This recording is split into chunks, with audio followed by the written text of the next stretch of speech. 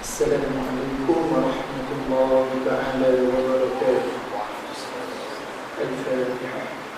A'udzu billahi minasy syaithanir rajim. Bismillahirrahmanirrahim. Alhamdulillahi rabbil alamin. Arrahmanir rahim. Maliki yaumiddin. Iyyaka na'budu wa iyyaka nasta'in. Ihdinas siratal mustaqim. Siratal ladzina an'amta 'alaihim ghairil maghdubi 'alaihim waladdallin. Alhamdulillahi rabbil alamin. Nahmaduhu wa nasta'inuhu wa nastaghfiruh wa na'udzu billahi min shururi anfusina wa min sayyiati a'malina.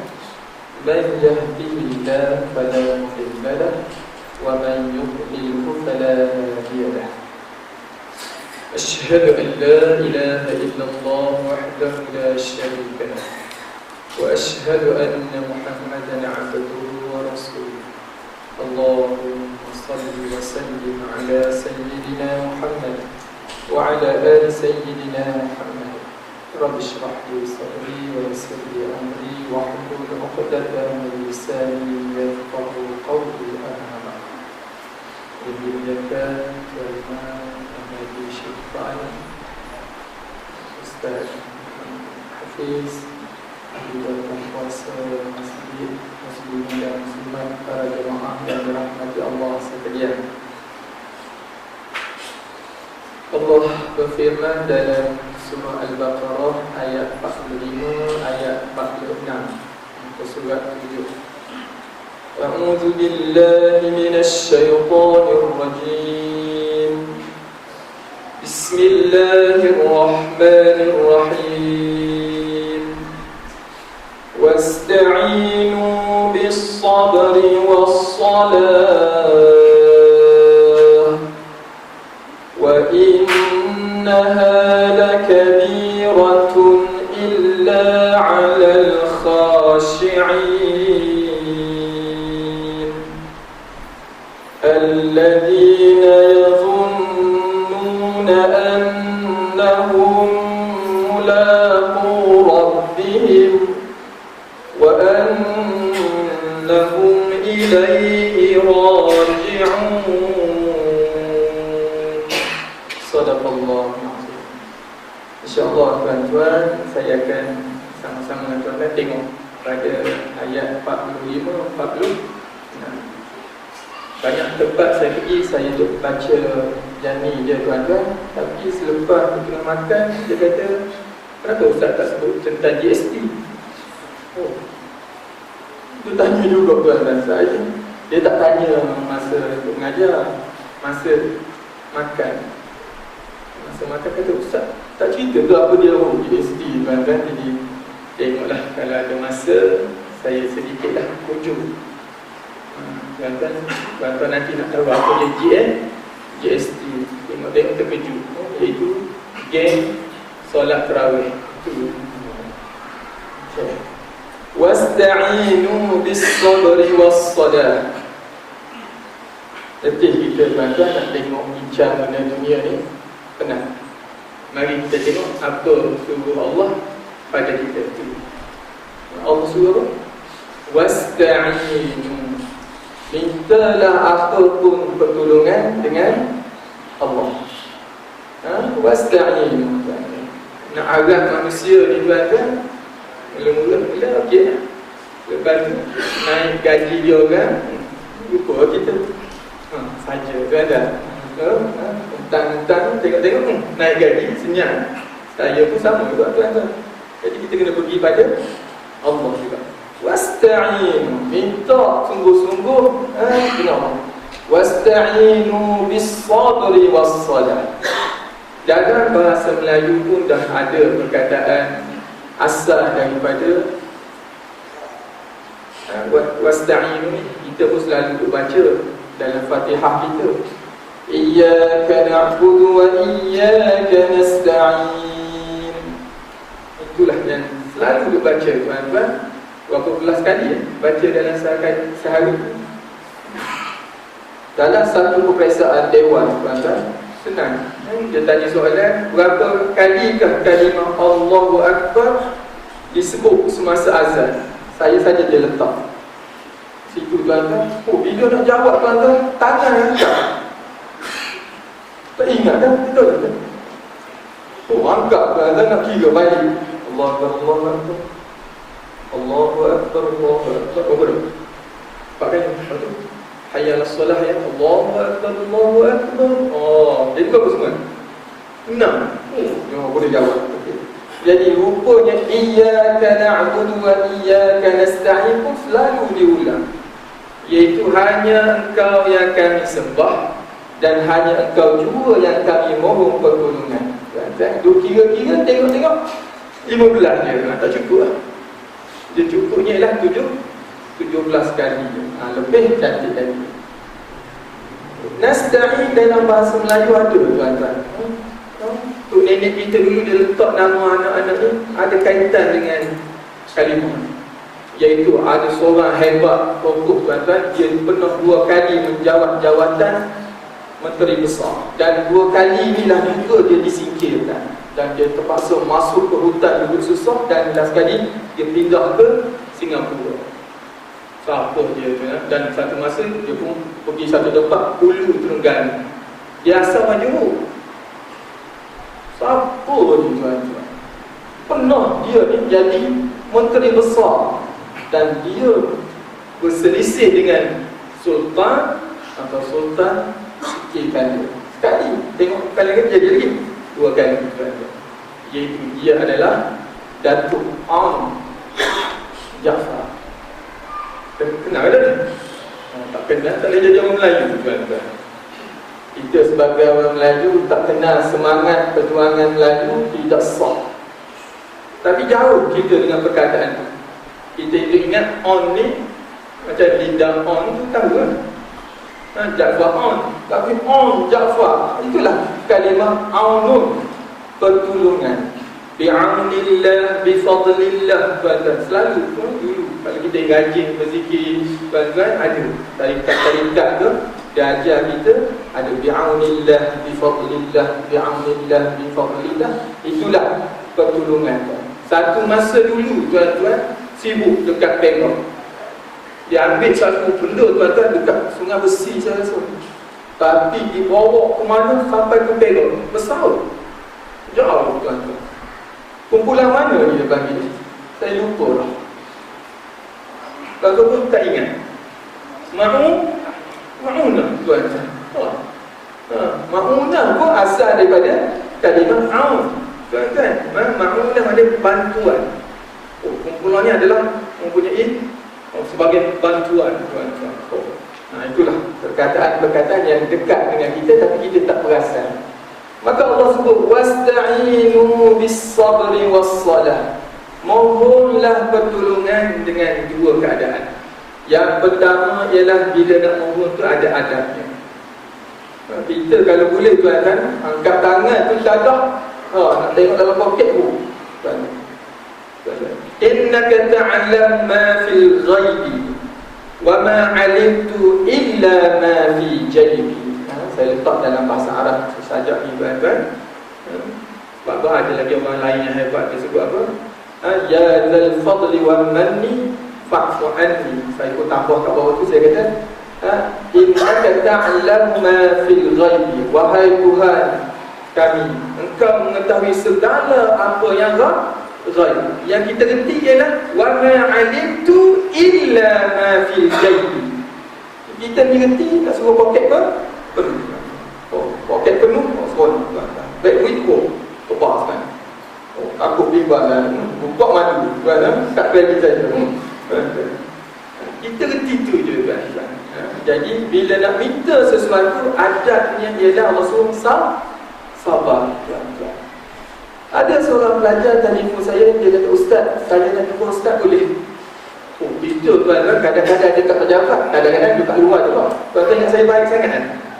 Tuan-tuan, tuan-tuan duduk kat luar, tuan-tuan jadi pelajar telefon, "Ustaz, saya nak jumpa Ustaz boleh?" Oh, kelas kabur gitu tuan. Okey, kejap lagi. "Tak Ustaz, hari Isnin ni." Ya Allah. Oh, letih kita pula ingat ada apa kan? Hari Isnin. Oh, tak apa. Okey. "Awak dekat mana sekarang ni?" "Duduk Kedah." Kata, "Ada apa nak mari hari Isnin ni?" "Ustaz, saya nak minta pertolongan dengan Ustaz, recommendation." Orang saya tu penjawat, jawatan kecil je, dia bagi masa tu coordinator for tahfiz. Jadi ambil pelajar-pelajar yang hebat ni, belajar di Darul Quran setahun setengah kan, iaitu pelajar yang mana-mana duduk di sekolah agama, yang belajar bahasa Arab dan juga mengambil aliran sains dan minat untuk masuk ke UIA dan sambung dalam bidang-bidang profesional. Antaranya ialah medik. Awal lagi, bulan 10 kita dah umum dan waktu muda, bulan 11, bulan 12 dah dapat result, kita ambil dah. Result tak keluar lagi, kita dah ambil dah.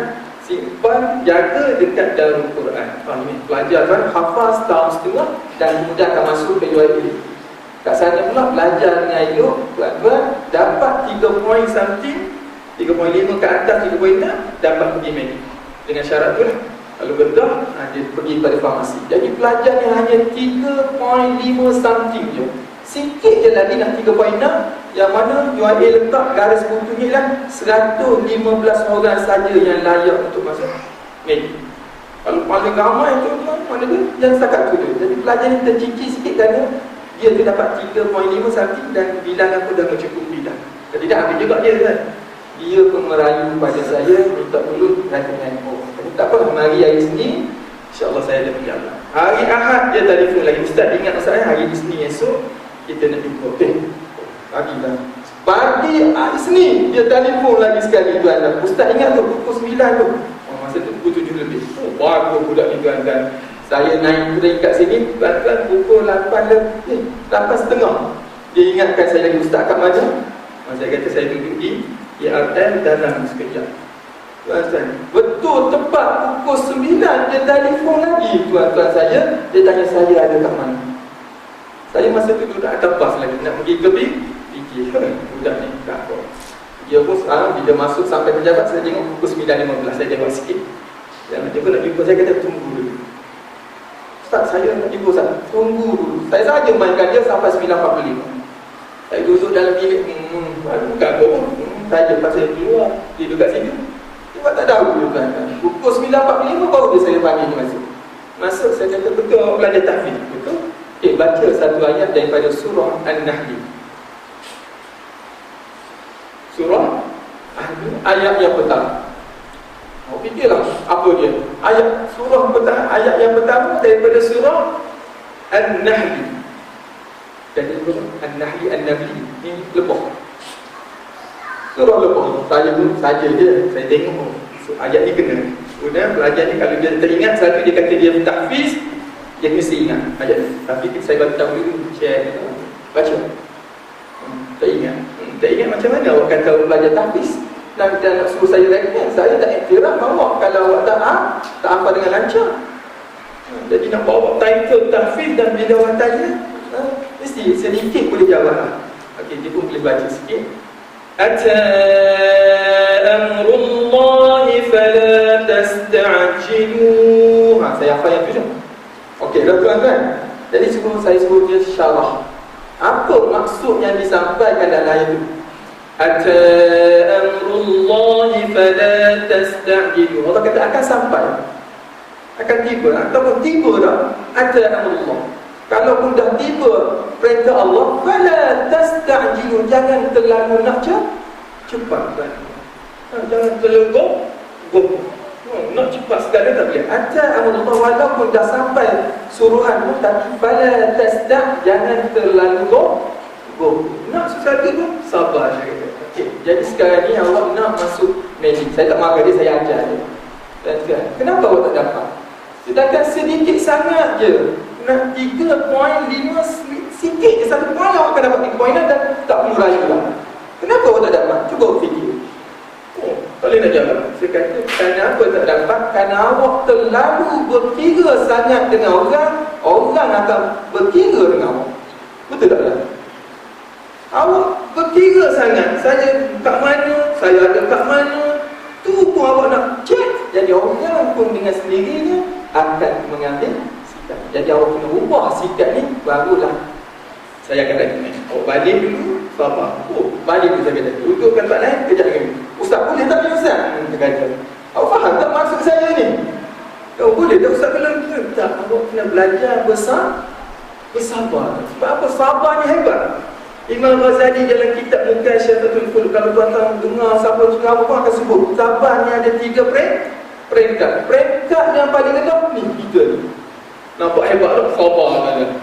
Oh, sabar tu. Kalau tak sabar, tak ada balik. Dan kita sabar kan, tahammul, iaitu menahan sesuatu tak balik tu, itulah sabar. Ngantuk kan, tapi gini mata. Sabar tu. Kalau tak sabar tadi, kerana dalam ibadat, markah dia, darjah dia, peringkat yang pertama. Peringkat bawah. Pertama tu bukan yang tertinggi. Bawah sekali, peringkat melakukan ibadah dalam sabar tadi, bagus. Nak naik peringkat yang kedua, iaitu sabar dalam melakukan kejahatan. Oh tuan-tuan, bila nak buat jahat pun kena sabar juga. Kita nak mencuri ni, sabar-sabar kejap. Kita tunggu dulu, lepas tu kita masuk, oh dapat pahala. Gitu ke sabar dia. Tunggu tuan-tuan. Oh, nak buat sesuatu benda yang jahat tuan-tuan, tunggu, tengok budak dalam apa ni, dekat blok kayu tu. Belajar ni kenapa dia jauh sangat belajar ni. Tunggu kita tuan-tuan. Dan bila kita pergi tegur je, kenapa abang dengan kakak duduk belajar dengan kan? Ustaz kami tak buat apa-apa Ustaz. Oh dia jawab gitu. Maka kita pun jawab kata, takkan nak tunggu awak buat apa-apa. Satu keadaan, tengok tu tuan-tuan, dia kata apa? Bila kita tegur dia kata, salah apa? Kami tak buat apa-apa. Okey, kita jawab kat dia balik je lah. Takkan saya nak terlarang awak bila dah buat apa tu peringkat mula-mula. Tapi dah boring sangat tuan-tuan, dia dah jawab gitu je. Sampai satu tahap saja, dah lama dah saya tunggu. Tak buat apa-apa, sebab tu saya larang. Daripada pukul berapa saya berhenti? Pukul 9, sekarang ni dah pukul 11. Tunggu pergi mandi, awak ni bila nak buat ni? Sabar ni awak. Oh, dapat pahala bijak dia tuan-tuan. Itu mana dia? Sabar dalam dalam maksiat ni, maknanya langsung tak buat, tinggalkan. Mana hati nak. Wa ma ubarri'u nafsi innan nafsa la'ammaratun bisu. Kata Nabi Allah Yusuf, bukan aku ni baik. Kenapa? Aku tahu bahawa nafsu itu selalu sangat menyuruh pada perbuatan yang jahat. Illa ma rahma rabbi, kecuali lah Allah beri rahmat dia, maka untungkan. Itu sabar yang kedua. Peringkat yang paling tinggi ialah kata, iaitu redha dengan musibah. Sabar.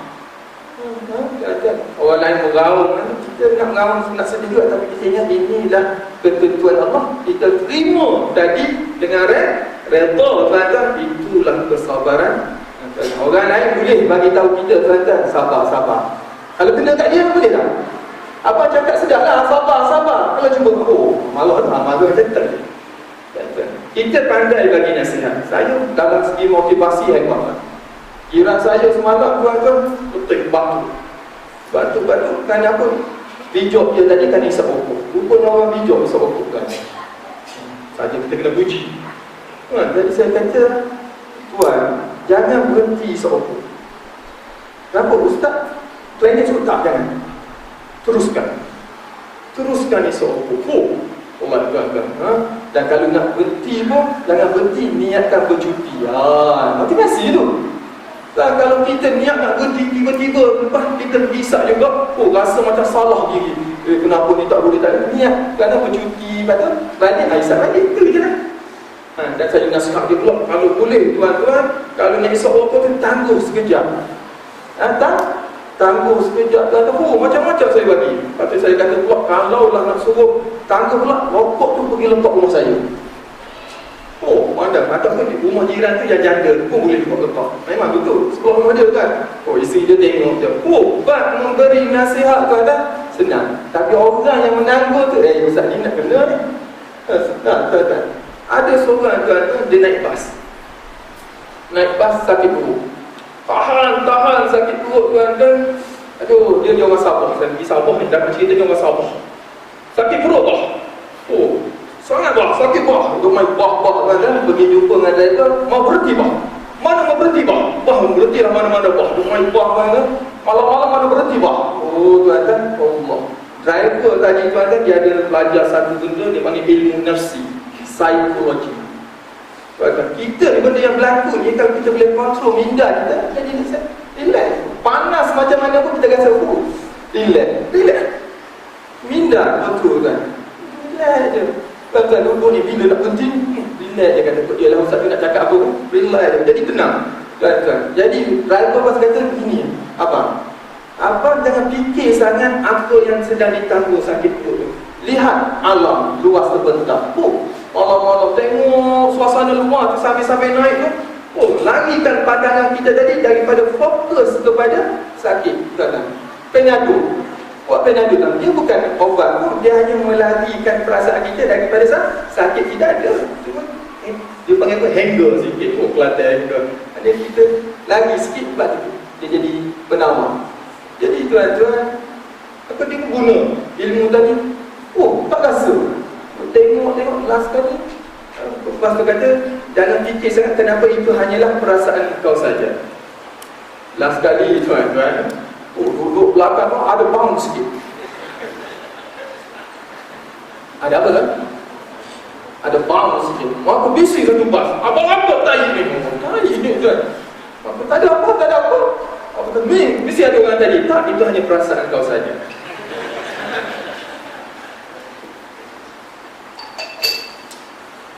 Ya, maknanya dia nak bagi tahu tuan-tuan, mohonlah pertolongan. Tapi bersabar. Dan bersabar itu ada tahap-tahap dia lah. Tahap tertinggi lah, dalam keadaan bagaimanapun kita masih lagi redha. Hebat. Kemudian dengan solat. Pertama sabar dan teruskanlah dengan ibadat baik kita di solat. Kerana apa tuan-tuan? Allah bagi tahu, wa innaha lakabiratun illa 'alal khashi'in. Semua perkara tu tuan-tuan yang orang sebut 3 benda tu. Kita ingat solat saja. Rupanya 3 tu. Isti'anah, memohon ni pun bukan apa tuan, berat tuan-tuan. Kadang-kadang nak minta dengan orang malu tuan-tuan. Nak pergi kan nak apa? Berat kan? Sabar pun berat. Solat tuan-tuan lagilah berat tuan-tuan. Boleh suruh benda lain tuan-tuan. Abang pergi ni suruh semayang. Mana tuan-tuan? Dia jadi berat tuan-tuan. Itu 3 benda ni adalah perkara yang berat. Illa 'alal khashi'in.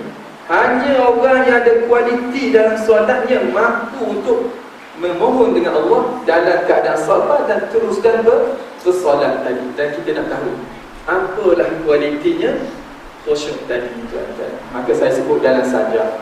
Tu je tanya ni tuan-tuan. Modal dia dah tadi tu sebenarnya nak bawa pada satu kata-kata saya tu je tuan-tuan. Tapi minta dia ada faedah lah. Tapi yang besarnya adalah kalam Allah. Letak awal, lepas tu kalaulah boleh disandarkan dengan kata-kata ni, ambillah. Saya kata tuan-tuan, kita dah gaji dah solat daripada dulu, tapi tak rasa nikmat tuan-tuan. Nikmat sembahyang, khusyuk depan. Maka saya bersubuh hati dan dia kata, khusyuklah wahai hati ini. Saya cakap ke hati saya, dia kata, tolonglah wahai hati, tolong khusyuk. Bukan lama pun tuan-tuan nak khusyuk. Tuan-tuan, sekejap je, 5 minit tu je nak kontrol hidup kita yang panjang ni. Masa nak minta hati kita, wahai hati, nak supaya khusyuk sekejap je. Sebab Allah sebut dalam ayat lain, alam ya'ni lilladzina amanu an takhsha'a qulubuhum. Bilakah lagi wahai orang yang beriman? Orang yang tak beriman Allah tak kisah. Ni kita ni Allah kata, dan ayat ini turunkan untuk pada kita ni, sahabat dulu lagi. Alam ya'ni lilladzina amanu. Bilakah lagi wahai orang yang beriman an takhsha'a qulubuhum. Rupanya tuan-tuan, sahabat-sahabat dan kalangan yang turun ayat itu bukan senang nak dapat khusyuk. Lebih-lebih lagi kita tuan-tuan. Payah. Banyak benda setting. Angkat je takbir, macam-macam dapatan. Jadi minta dengan hati, iaitu khusyuklah wahai hati ini sekejap je. Maka apa hati kata? Bila bicara dengan hati kata boleh. Tuan-tuan, nak khusyuk, buat yang dulu. Pertama, tegak berdiri, tunduk berhati. Memang betul, hati itu kerjanya adalah khusyuk. Khusyuk tu amal hati. Tapi takkan dapat kita kontrol hati kalaulah anggota luar main-main. Sayyidatina Aisyah radhiyallahu anha beritahu kita semua bagaimana keadaan Rasulullah sallallahu alaihi wasallam bila dengar saja azan nak masuk solat. Seolah-olah dia dah tak kenal dah alifah keluarga. Ya tuan. Nak macam mana ni? Nampak macam muka pucat. Macam ada satu benda nak ikut. Apa tu? Kelisa. Kita kan azan tu dengan keluarga tu depan TV. Lambat yang azan ni, nak tengok cerita pencipta. Sekejap ni, macam-macam cerita. Satu nak baca tu, tengok. Tuan-tuan, itu. Maka bila berdiri tu tuan-tuan, hati cakap tak kita, kalau betul nak suruh solat khusyuk dan hati jadi tegakkan, tegak berdiri, tunduk berhati. Mata ni tuan-tuan, saya nak bagi tahu tuan-tuan, kalau nak tirulah, tuan-tuan nak cari model, kalau tuan-tuan susah nak cari model seorang yang khusyuk dalam solat, ambil kamera ni, tengok masa saya solat. Perfect. Perfect tuan. Siap tengok. Bayangkan saya duduk semai situ, saya tengok ni. Lepas tu orang lalu depan, kau buat kasar untuk dibalik. Ya Allah.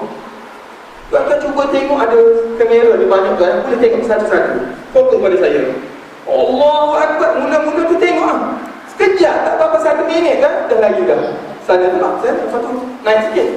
Tengok, lepas tu tengok mata orang, baru tunduk balik. Tengok malu tu. Ya Allah. Nak suruh hati khusyuk, tapi tubuh sendiri tak tuan nak duduk main-main. Mata sendiri nak fokus pada tempat tu, tak boleh kan. Ya Allah, sikit je dah. Boleh buat yang ni. Yang mula-mula buat adalah berdiri dengan bersungguh-sungguh dan lagak seperti seorang yang kontrol. Seperti habis. Yang tepi semua tak ada dah. Dan tak ada nampak yang lain kecuali tempat sujud je. Tengok ni. Kita pula tengok tuan-tuan tempat sujud pun tengok. Bintang ni, tanah. Nak cari pula orang kata ada apa ni, kepala babi. Sini ada tak? Sampai semua-semua apa dekat Facebook tadi ada orang. Kita pun Allah Akbar. Tengok. Cari ada. Duk nampak kan. Ya Allah, kita kan padahal tunduk dah. Kan tetap kan, tapi terpengaruh tuan-tuan. Saya tak katalah yang ini mengganggu, tapi maknanya benda apa kalau putih pun tuan-tuan, yang cara nak kontrol adalah mata kita dan mata hati. Tegak berdiri, tunduk berhati. Yang kedua bawah tu boleh tuan-tuan, rendah hati, mohon simpati. Barulah tuan-tuan bila tunduk pandangan tadi, kita minta hati, minta supaya walaupun kita ada hati tuan-tuan, tundukkanlah apa dipanggil rendah hati. Kalau rendah diri tuan-tuan, saya boleh nak kata betul, tapi saya tak seronok nak kata tawaddu' atau khusyuk tadi rendah diri. Ada ramai orang tuan, dia lahir daripada dulu tinggi sampai hari ni pun tinggi. Betul, bagus dia ni, rendah diri, betul. Tapi mungkin bukan. Kita kata samsing kau ni. Punya orang tua dah. Ini je.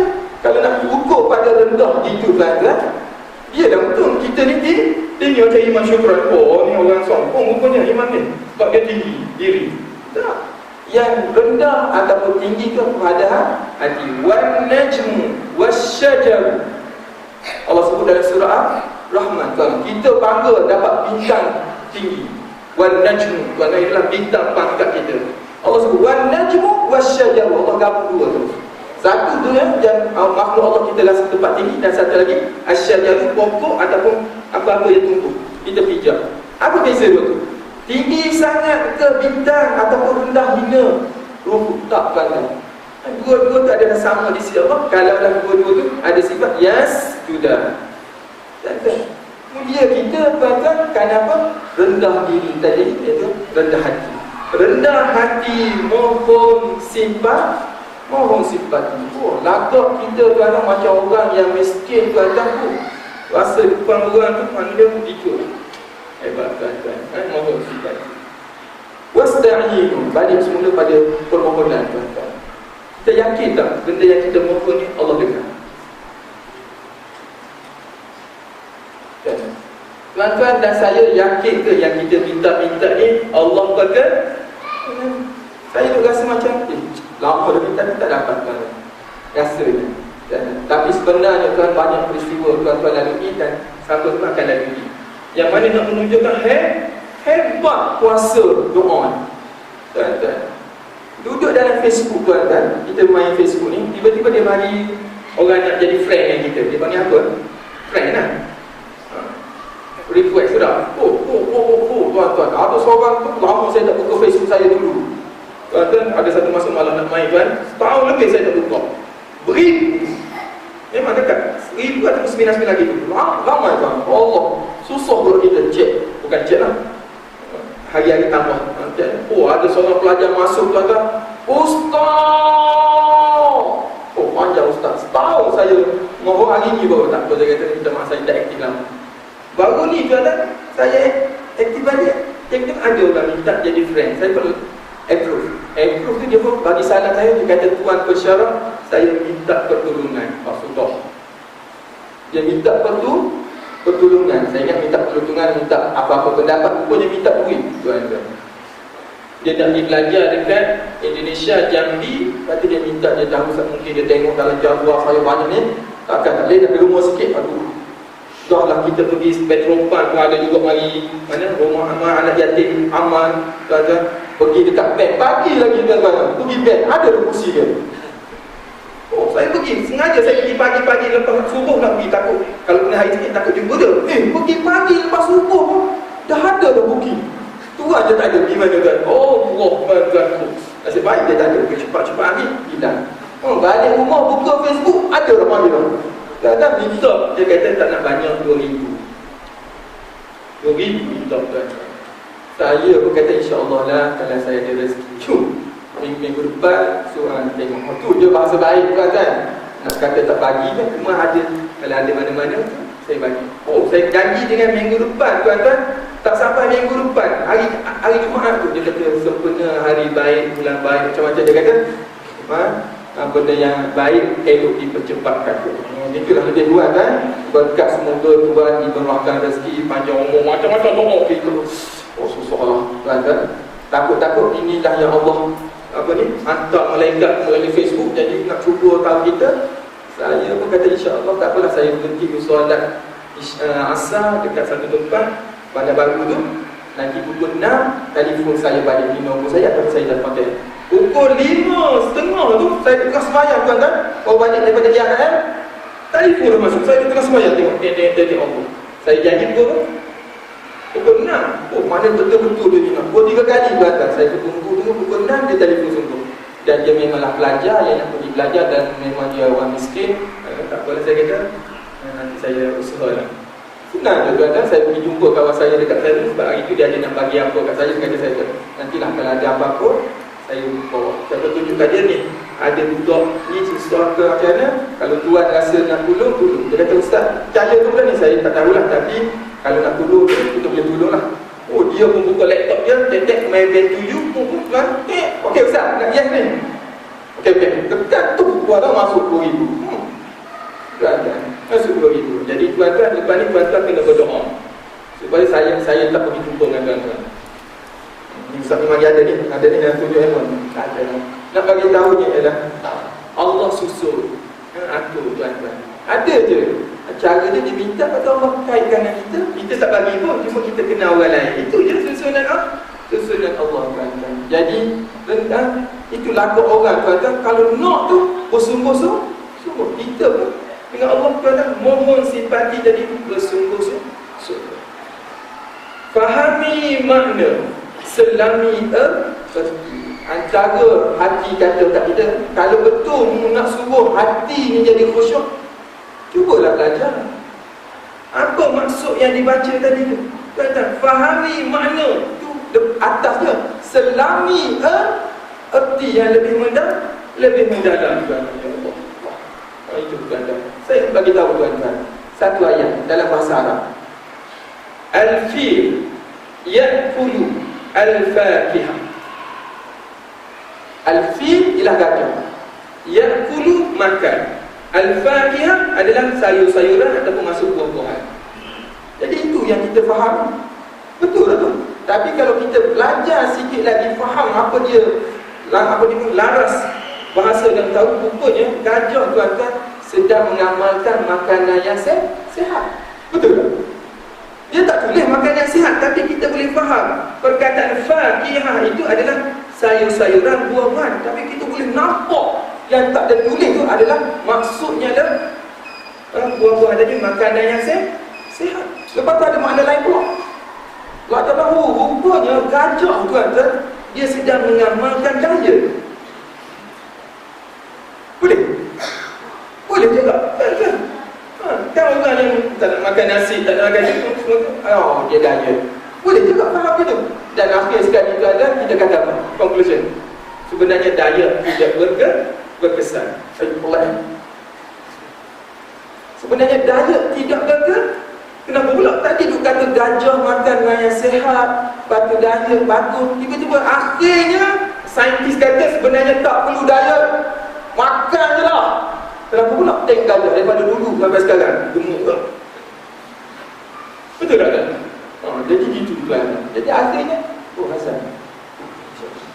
Faham tak? Hasan. Bismillahirrahmanirrahim. Muslimin dan muslimat yang dirahmati Allah sekalian. Tadi cerita mengenai bagaimana fahami makna selami tertibu. Dia tuan-tuan, makna sesuatu bacaan kita dia bergantung bagaimana hati kita menterjemah.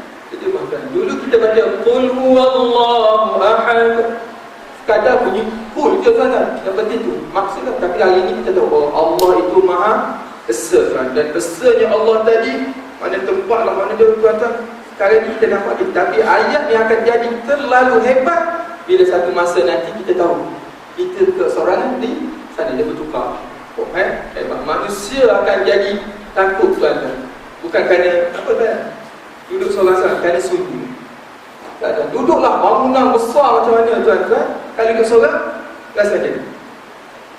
Kita tu jadi rasa takut sebab apa? Sunyi. Jadi dalam sunyi teman kita lah syafi'an lana adalah Al-Quran. Iqra'hu dawman fi sirri wal jahri ya'tika yawman syafi'an indal hashr. Tuan-tuan, bacalah Al-Quran ini selalu dalam keadaan sunyi ataupun jelas. Pasti satu hari nanti bacaan kita yang kita rasa biasa-biasa ni tuan-tuan, sebenarnya dialah teman kita, cahaya kita tuan-tuan dalam masa kita dalam kubur, dan kita akan bertemu berkumpul di padang mahsyar. Jadi tuan-tuan, lain yang kita faham, lain yang akan jadi tertinggi. Ada orang tadi saya, tuan-tuan, dia senior lama kerja UIA 1983. Dia punya digit nombor pun 2 je. Itu 4. Kalau tengah besar tu 4, 3391, dia hanya 2 je. Dia tanya saya soalan, Ustaz boleh jamin ke kalau kita laksanakan hudud, ya, maka jenayah akan tiada? Dia tanya saya, sambil-sambil tu nak pergi ziarah sahabat yang accident. Jadi dia pun tanya, kita pun kata buat soalan, iaitu jamin tak kita tuan-tuan kalau laksanakan hudud dengan dirinya tak ada lagi jenayah? Saya kata saya tak boleh jamin. Saya tak boleh jamin. Saya tak nak cakap dengan Allah tu sebab saya nak pegang perkataan dia. Saya kata, Tuan Haji, saya nak tanya Tuan Haji, Tuan Haji jamin tak Tuan Haji sembahyang ni Tuan Haji akan terlepas daripada api neraka? Bila saya jawab dia, kata saya tak boleh jamin, dia kata apa? Kalau kita apa guna kita? Tak payah buat hudud. Orang macam mana? Tuan-tuan, mana dia boleh kata kalaulah tak terjamin jenayah akan terhenti tuan, ataupun tak ada orang buat jenayah, jadi apa sibuk-sibuk nak buat hudud? Sebab tu saya tanya dia balik, Tuan Haji sembahyang tadi jamin tak bahawa pengaji ni akan selamat daripada api neraka? Mana Ustaz? Tak jamin lagi. Bukan kita yang jamin. Allah. Jadi kalau tak jamin lagi selamat daripada neraka, jadi buat apa tu haji sembahyang? Kan? Tak. Kalau tak tahu lagi selamat kan, bila kita nak buat hudud, kata boleh tak tuan-tuan? Hudud ni menghalang jenayah akan ada tuan selagi ada syaitan iblis. Tak kan? Kalau tak ada syaitan iblis, orang tu iblis.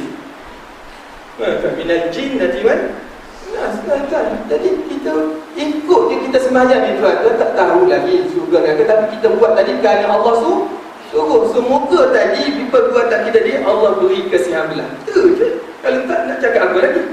Tak ada. Tu perasaan mohon sifat. Tuan, bila kita tahu gitu, sujud kita nanti tuan, tahu lah kita tak tahu ya Allah aku ni ahli mana tuan, tapi sujud juga ya Allah. Tak gitu lah. Order gitu malah tuan.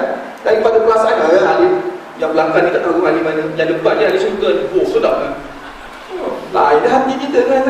Jadi didik hati dia tuan. Raja dan khauf silih berganti. Tuan-tuan, hati kata boleh nak suruh hati ni jadi khusyuk, tapi kena ada satu benda dalam hati, dua perasaan. Bukan dua hati tuan-tuan, dua perasaan. Bila saya dah naik motor tuan-tuan, anak-anak murid dia tengok motor besar, dia berkata, anak murid pula comel-comel. Dia kata, Ustaz, hati-hati Ustaz. Saya kata, saya ada satu hati je. Itu pun dah ada orang punya. Kalau ada dua boleh lah. Oh, kita pun nampak cukup. Saja je tuan-tuan. Tuan-tuan ingat saya ni baik.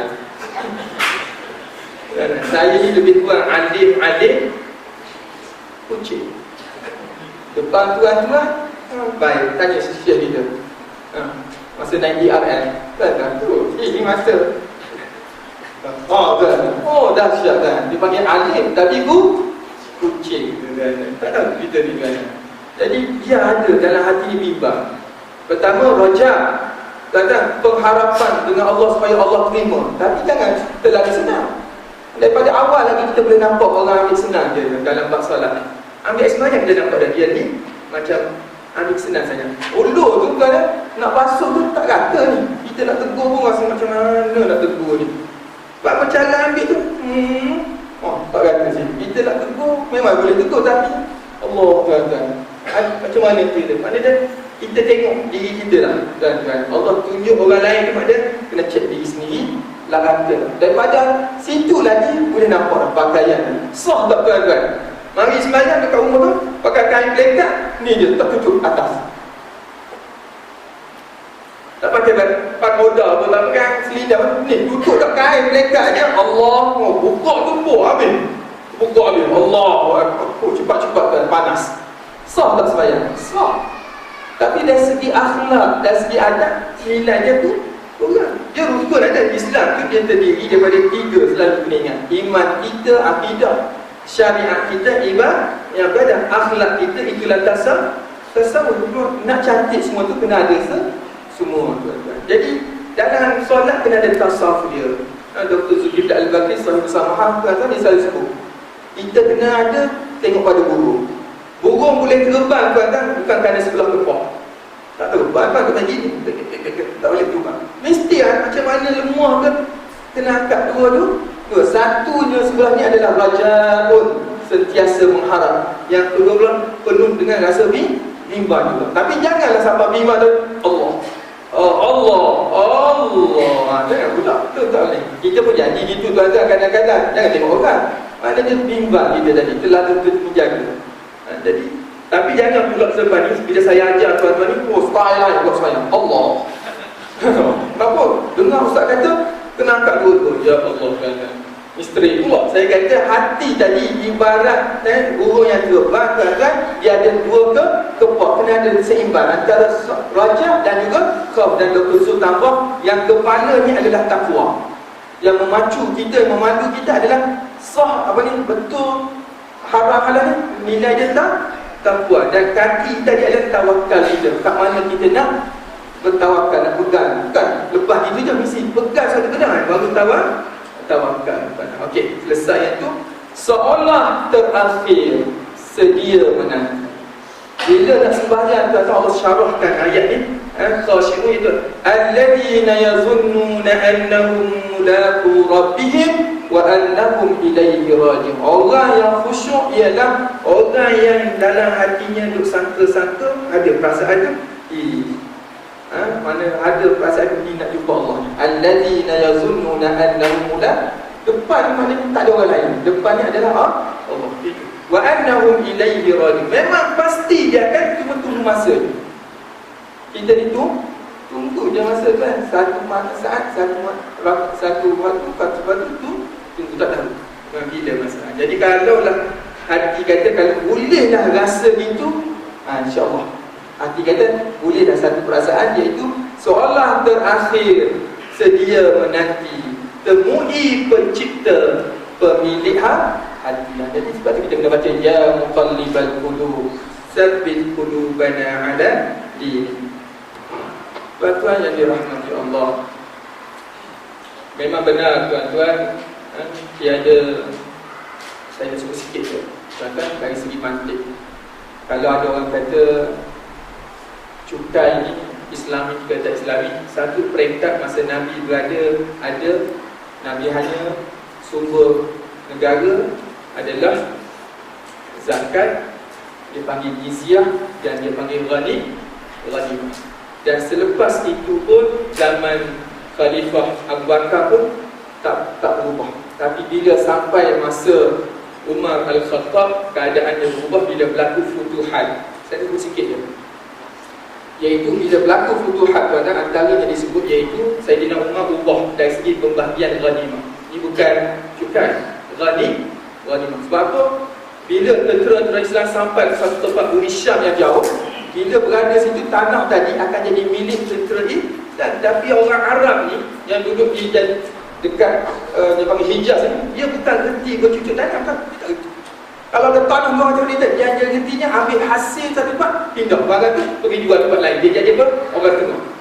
Itu cara hidup orang nomad, orang jenis. Tapi kalau ada tanah luar, dia tak reti. Jadi Sayyidina Umar yang hebat, bijak tuan, dia kata kalau itulah keadaannya, kita tukar ghanimah ni menjadi milik negara, dan hasil tu barulah pergi kepada prajurit-prajurit ni. Hatta bukan prajurit dapat mencing tuan-tuan, orang yang bukan Islam, Yahudi yang miskin, tiba-tiba Sayyidina Umar kata, kenapa tak tolong? Dia dulu kan pernah bayar jizyah, maka beri bantuan welfare. Mana daripada dulu lagi ada tuan-tuan bentuk welfare dan juga bentuk dia panggil EPF ke pencen. Okay. Kemudian Sayyidina Umar memperkenalkan satu sistem cukai. Sebab tu tuan-tuan, ada orang kata cukai tak ada dalam Islam, mungkin sebahagian betul, tapi bila masuk dalam bab ni, jelaslah Sayyidina Umar meletakkan satu pendapatan negara melalui cukai. Jadi boleh tuan-tuan, tuan-tuan jangan menentang GST. Cuma tuan-tuan kena faham sikit lagi. Tuan-tuan, Sayyidina Umar kenakan serta bayaran dia panggil asyur. Asyur yang inilah menjadi hujah bahawa boleh tuan-tuan. Tapi tuan-tuan, kita ni bincang tentang GST, marah kan dia kata dalam panel tu kata, bagaimana dengan cukai-cukai lain? Bukan sekarang ni je kita kenakan cukai GST. Bulan ni pun dah ada tak? Cukai pintu ada? Tak ada, tuan-tuan menentang. Cukai apa lagi kan? Road tax tu bagi cukai kan? Income tax tu bagi apa? Pendapatan. Memang pendapat, tapi tax tu mana dia? Kena bayar. Jadi sebelum ni dah ada dah tuan-tuan. Jadi kenapa tuan-tuan tak suka GST ni? Lain. Ni ayat TV3. Sebab saya tengok yang sampai habis tuan-tuan. Sebab cuma Zahir ni seronok ambil pendapat tu, lepas tu saya ulas balik. Kejap lagi kena.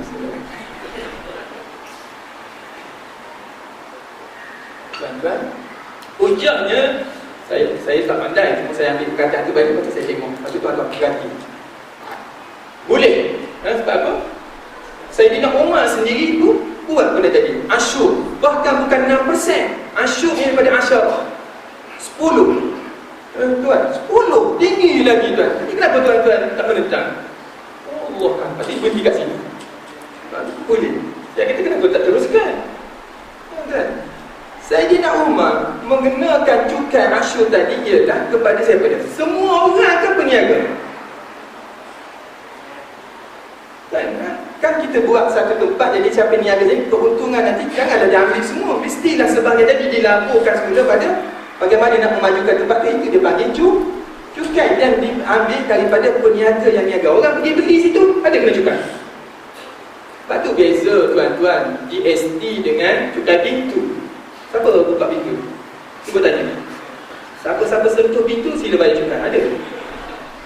Cukai pintu bukan bermakna orang yang pegang pintu je kena. Cukai pintu dibayar berapa kali sehari kan? Apa? Sebulan berapa kali kena bayar cukai pintu? Setahun sekali. Cuma nampak cepat sikit sebab dia bahagi dua. Betul tak? Patutnya bayaran tu setahun, cuma nampak supaya kecil sikit ya? Maka setahun sekali ataupun 2 kali tuan-tuan. Itu nama dia cukai pintu. Road tax tuan-tuan bayar berapa kali? Sejak naik jalan raya jalan raya road tax pun sama. Bagi kita tak ada masalah dari segi cukai-cukai lain. Kita tahu ada faedahnya. Tapi bila masuk GST tuan-tuan, bagaimana pelaksanaannya? Oh, saya tak nak kubah lah. Maknanya itu yang beza. Dia ambil betul tuan, tapi tak jelaskan apa yang saya buat setakat mana dan bandingkan dengan yang GST. Okey, apa tuan-tuan? Saya kata boleh, macam mana? Tapi kenapa tak diambil perangai Saidina Umar? Diletak pada banding dengan 2 pemimpin. Sama tak? Saidina Umar dia punya baju tuan-tuan, masa nak pergi buka kuarter Baitul Maqdis, padri tu kata confused. Yang mana satu? Saya Khalifah. Kan apa bergilir naik jet tadi. Naik jet peribadi mula-mula ke bawah. Jadi pilot pun gilir dengan Saidina Umar. Oh, tak tahu. Ni pilot ke ada? Oh, ayo buat. Unta seekor je gilir tuan-tuan. Ya Allah. Ini pemimpin tuan. Dia kata buat apa guna banyak-banyak. Gilir. Ya Allah. Kan bandingkan juga tuan-tuan akhlak pemimpin. Tuan-tuan, jam saya ni berapa harga? Bandingkan jam saya. Ini nak pukul berapa nak ada tuan-tuan? Tadi niat nak khusyuk lah, tak khusyuk balik. Saya cerita ni tuan-tuan supaya kita reti. Jangan ambil agama ni untuk gesek je benda yang lain. Sebelum masa habis tuan-tuan, kita membaca nota catatan sejarah. Ini panggil nota catatan peguam, ni nota catatan sejarah. Tintanya masih basah, merah darah. Pemerintahnya zalim, mewah, ghairah. Bermaharaja lela keringat jelata dikerah. Pembesarnya kemarut, darjat anugerah. Samsing terhormat menguasai daerah. Saudagarnya penipu pencekik darah, mengaul laba riba atas nama tijarah. Ulamanya, minta maaf tuan-tuan, saya bukan tapi dalam sejarah ada ulamanya alim, aku ikut patuh arah. Sekali lagi, ulamanya alim, aku ikut patuh. Hebat tuan. Semua kan? Alim, aku ikut patuh. Satu lagi arah. Dunia dikejar, fatwa dijajah, dijual murah. Ini apa? Mudanya hanyut, lemas arus tanpa arah, tuanya nyanyut, rakus bernafsu ammarah, pelakon berubah ikut zaman dan sirah, wataknya kekal jadi nota catatan sejarah. Tuan-tuan, fahamlah kita beza di antara dua perkara. Saidina Umar satu masa naik unta tuan-tuan, entah apa yang Saidina buat, jatuh kain selendang, kain apa dia panggil, kain selendang tu kan jatuh. Maka dilihat oleh seorang pemuda, tak perasan. Dia kata, apa yang menyebabkan Saidina Umar ni sehingga tak perasan kain jatuh? Mesti khayal. Duk ingat itu? Ataupun apa benda yang sibuk sangat sehingga ni naik untuk sepatutnya, mesti duk fikir apa benda. Jatuh, sudah pergi ke depan, pemuda tadi tanya Sayyidina Umar, rasa tak jatuh kain tadi? Oh jatuh. Dia pun minta pemuda tadi tolong jaga unta, tolong jaga unta. Pelik. Kenapa? Dia turun jalan kaki pergi ambil. Maka bila naik saja Sayyidina Umar sampai tu, pemuda kata, wahai Khalifah, sebelum kau pergi, jawab dulu 3 soalan. Pertama nak tanya, apa yang menyebabkan kamu ni tak sedar kain ni jatuh? Yang kedua, kenapa kamu berhenti dan terus berjalan pergi ambil? Kenapa tak suruh aku? Pertama, kamu yang pertama, kamu berhenti pergi, kenapa tak kona? Dia panggil U-turn dengan unta. Kenapa aku yang kena jaga unta? Yang kedua, aku nak tahu kenapa tak suruh aku? Kan seronok tuan-tuan kalau kita disuruh oleh orang hebat, boleh selfie. Oh, boleh tanda tangan orang-orang, aku kena. Jadi kenapa benda ni berlaku? 3 kena jawab. Jangan, maka soalan yang pertama dijawab oleh Sayyidina Umar, yang menyebabkan aku tadi tak perasan, aku sibuk membaca Al-Quran. Jadi dia tengok ayat-ayat Quran tadi, benda yang jatuh ni tak perasan, dia boleh terima. Itulah Sayyidina Umar. Yang kedua, kenapa pula tak kona unta tadi pergi ambil, tak perlu suruh aku? Dia kata, tahu tak, unta ni bukan aku punya. Ya Allah. Sampai tahap tu Sayyidina Umar, kadang-kadang unta yang dia naik pun dia pinjam dengan orang, kawan sahabat dia. Jadi dalam perjanjian kontraknya hanya pergi satu tempat, tak boleh tak sebut U-turn kat mana, berhenti kat mana. Allah amanahnya. Kita tuan-tuan cakap kat bos nak keluar situ, tapi orang dulu tempat lain. Tuan-tuan, itu saja. Tak amanahnya kita tuan-tuan. Kemudian tuan-tuan, kenapa tu? Sebab dalam kontraknya hanya pergi depan, tapi tak nak. Okey, tak apalah kalau gitu. Kenapa berhenti sini? Patutnya suruhlah aku ni. Kan aku ni mana dia, rakyatmu, jadi bangga aku dapat tolong. Dia kata, setiap manusia tadi dilahirkan merdeka. Aku tak nak aku menyuruh orang tu, soalan dia tu apa aku pula. Oh, jawapannya tuan, hebat. Sayyidina Umar. Jadi itulah perbezaan di antara 2 darjat yang tuan-tuan, antara GST dan juga cukai-cukai lain. Betul tak? Tapi tuan-tuan, baliklah yang ke dunia semua. Kejap lagi kita nak solat, ingat balik tuan-tuan. Tegak berdiri, tunduk berhati. Kemudian apa tuan-tuan? Rendah hati, mohon simpati. Fahami makna, selami erti. Raja dan khauf silih berganti, seolah terakhir sedia menanti. Temui pencipta, pemilik hati. Aqulu qawli hadza wa astaghfirullah al-azim li wa lakum. Assalamualaikum warahmatullahi ta'ala wabarakatuh. Bismillahirrahmanirrahim. Allahumma anfa'na bima 'allamtana wa 'allimna ma yanfa'una warzuqna 'ilman yanfa'una wa zidna 'ilma. Alhamdulillah ala kulli hal wa na'udzu bika min hali ahli an-nar. Sallallahu ala sayyidina Muhammad wa ala alihi wa sahbihi wasallam. Walhamdulillahi rabbil alamin.